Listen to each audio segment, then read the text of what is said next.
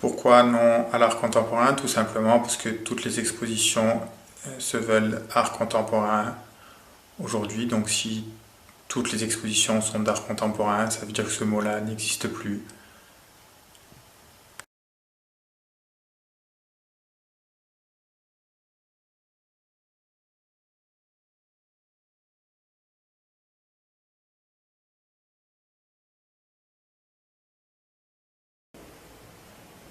J'ai réalisé les manifestations anti-art contemporain en 2012, la première année, mais juste après,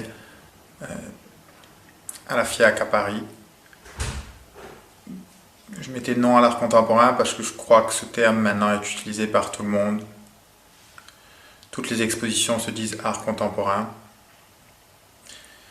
Et à partir de ce moment, si toutes les expositions se disent art contemporain, ça veut dire que l'art contemporain n'existe plus comme on l'a connu il y a peut-être une vingtaine, une trentaine, une quarantaine d'années.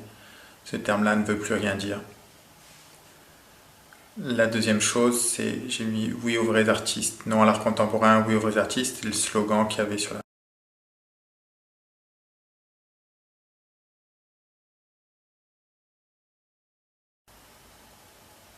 J'ai réalisé les manifestations anti-art contemporain en 2012, d'abord à Nîmes et ensuite à la FIAC à Paris.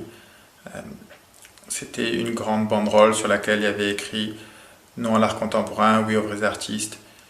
Et à Paris, j'avais un t-shirt où il y avait ce slogan qui était écrit recto verso et j'ai en déambulé pendant une après-midi dans les allées de la foire. Le slogan c'était non à l'art contemporain, oui aux vrais artistes. C'était une façon d'avoir une phrase très simple avec un bon impact.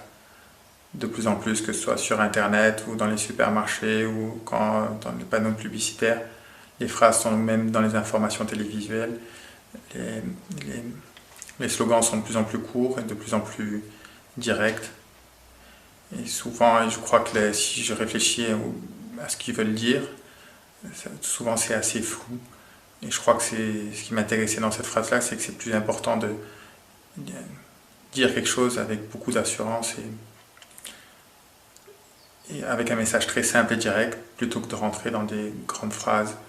Et oui, aux vrais artistes, pour moi, ça veut pas dire grand-chose. Ça voudrait dire qu'il y aurait des vrais artistes, des faux artistes, et à ce moment-là, je crois pas que ce soit cohérent, parce que...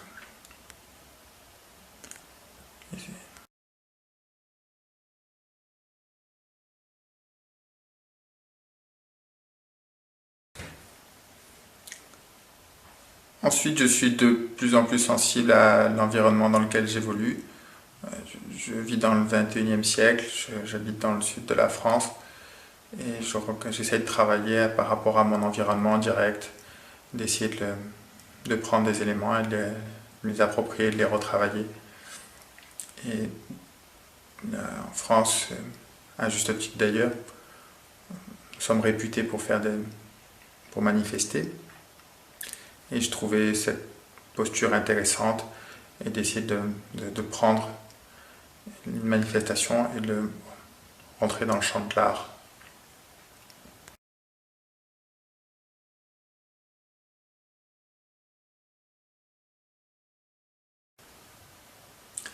La banderole que j'utilise, ou même de temps en temps dans d'autres performances où je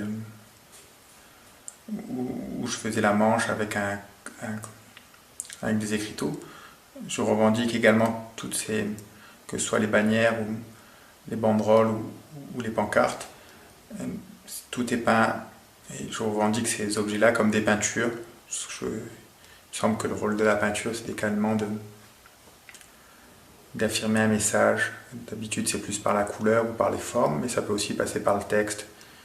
Et ce que je m'intéresse, c'est d'inclure la peinture dans la performance. Et dans ce cas-là, avec les manifestations, la banderole ou le t-shirt, pour moi, ça a à voir avec de la peinture. J'ai travaillé 3 ans dans un musée comme gardien et je m'apercevais qu'une grande partie du public était contre l'art contemporain, en tout cas ce qu'ils en avaient comme idée. Et dans cette manifestation anti-art contemporain, ça m'intéressait d'inclure toute cette partie du public dans le processus créatif.